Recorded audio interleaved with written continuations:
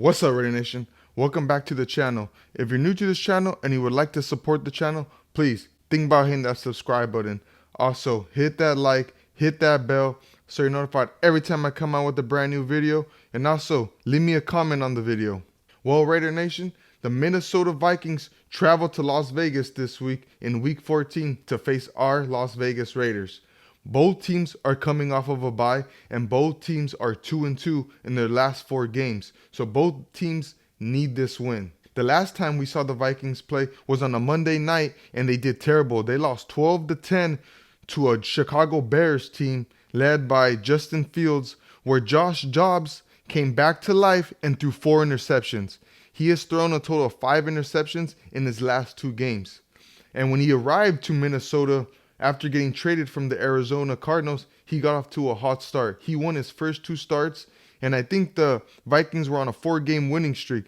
But like I said, he has come down to earth and come back to that guy who's a backup, some guy who's not a top quarterback in the league. So, we're playing them right at the right time. One player that the Vikings are going to get back this week is wide receiver Justin Jefferson. This guy is an all-pro wide receiver, a pro bowler. I think he might have won Rookie of the Year his rookie year. This guy is an all-around great receiver. He has missed the last 7 games, so he's going to come out hungry, ready to ball against the Raiders. And the Raiders have been giving up not that much in the passing game, but we are a terrible run defense. So it's going to be really interesting to see just how well Justin Jefferson plays against our defense. The Raiders have a lot to handle on the defensive side of the ball. They got a lot of playmakers on offense.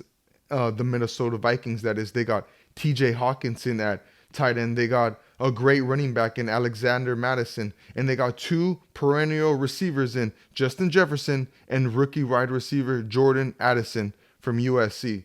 So this team is a really good team, guys. They have playmakers all on the field, on defense and offense. So we shouldn't take them lightly. This is not an easy win. No game, no team in the NFL is an easy win. So we better come strapped up, ready to go. And it's going to be very interesting to see how AP has these boys ready to go after a bye week. This is his first bye week as a head coach. So it's going to be very interesting to see how we perform and how we're ready to play against a Minnesota Vikings team.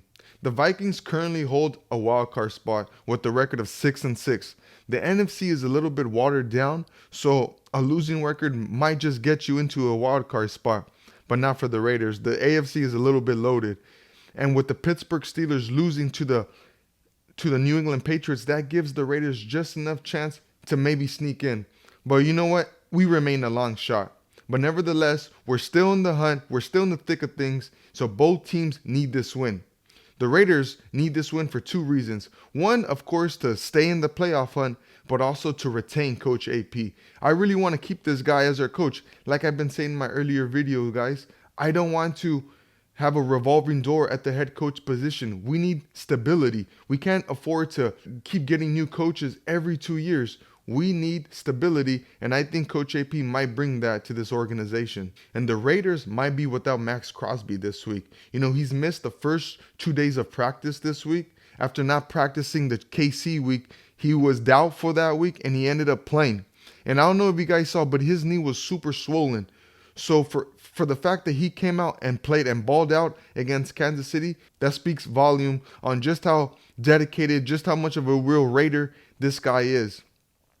But like I said, there's a chance Maxx Crosby might not play this week. Why? Like I said, he hasn't practiced this week. And also the Raiders went ahead and signed 2 defensive ends to their practice squad. So, hey, it's going to be really telling to see if one of those guys gets elevated, if Maxx Crosby can't go. We're going to expect a lot from our defensive line this game. We're going to need a lot from Malcolm Koonce, from Tyree Wilson, from Bilal Nichols. We're going to need all hands on deck on this defense. We really need to come out ready to play on the defensive side of the ball. This Vikings defense is not to be taken lightly. This is a good Vikings defense. They have a great pass rusher in Danielle Hunter with 13.5 sacks. That's top 5 in the league right now. And they also have a great cornerback in Byron Murphy who has 3 picks. But we have a player of our own with 3 picks, Robert Spillane. But that's neither here nor there. The Vikings defense is not to be played with. They have a great pass rush. They have a great corner, and Byron Murphy. I think they even still have Patrick Peterson. So with all that being said, our offense really has to be ready to go. We have to pound the rock with Josh Jacobs, and we have to make AOC a game manager. We can't put the ball in his hands.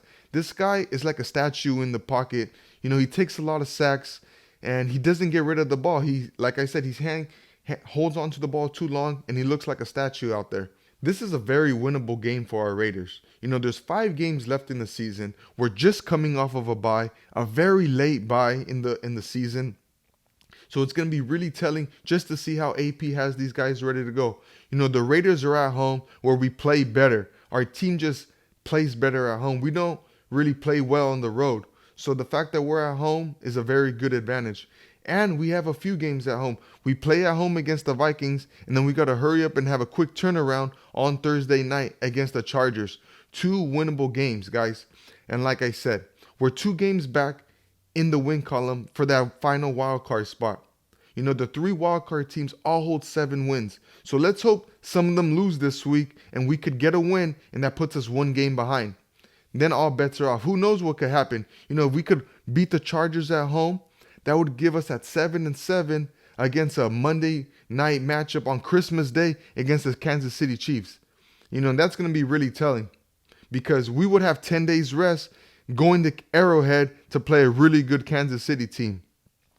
But we've never played well in Kansas City. We're not going to get into that. We'll wait to talk about Kansas City in the next week or so. But like I said, guys, this is a very winnable game. I expect my Raiders to win. I expect us to come out fiery. We haven't played in 2 weeks, so I really expect this team to come out ready to play. In order for the Raiders to win, the formula is simple. Pound the rock with Josh Jacobs. Let AOC be a game manager. Let him pass the ball to Jacoby Myers, to Devontae. Michael Mayer has been coming up as of late. He's having a great rapport with Aiden O'Connell. He's really coming into his zone. So that's something also to keep an eye out. Let's just see what kind of a tight end Michael Mayer could possibly be, because this guy is definitely progressing as the year goes on. And quite frankly, I think if we had AP as the head coach, he'd probably have a better season in totality. So that's it for this video, guys. I expect our Raiders to win. I'm going to be a little bit upset if we don't. I know the wild card is a long shot for the Raiders to make, but hey, who knows what could happen. 2 years ago, we were 6-7 and we rallied and got 4 wins to finish the season. Could that be our destiny this year with an interim head coach yet again? Last time we did this was with Rich Bisaccia. Let's do it again with Coach AP. And that's it for this video, guys. So till next time, peace.